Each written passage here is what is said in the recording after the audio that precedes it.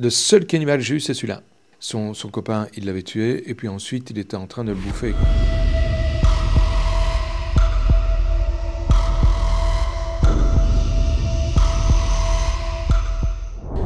Ouais, ça je vois bien. C'est une scène qu'on a déjà vue des tas de fois, hein, avec le cerveau. C'est juste impossible. Voilà, c'est une scène qui n'est pas viable pour l'individu qui l'a subi. C'est excellent. C'est en général des gens qui souffrent de problèmes mentaux. Moi, j'en ai déjà eu à Liège, mais c'était un type qui était schizophrène et qui avait vraiment un gros problème. Son copain, il l'avait tué, et puis ensuite, il était en train de le bouffer. Et quand on est arrivé parce que les voisins dans la rue se plaignaient de l'odeur. Et effectivement, il y a une odeur un peu particulière. Il était en train de manger le dos de son copain. Le seul cannibale que j'ai eu, c'est celui-là.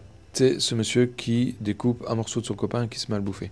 Mais si vous vous souvenez, à la télé, on a vu un bonhomme qui mangeait son copain. Un type qu'il avait contacté par Internet, c'était un Allemand, c'était en Allemagne, qui était venu jusque chez lui pour se faire bouffer.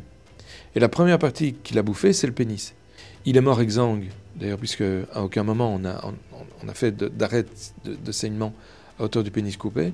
Son copain l'a découpé, a conservé quelques morceaux qu'il a gardés au frigo et qui sortait de temps en temps pour manger un bout du gars en question. Ça ressemble à Hannibal, oui.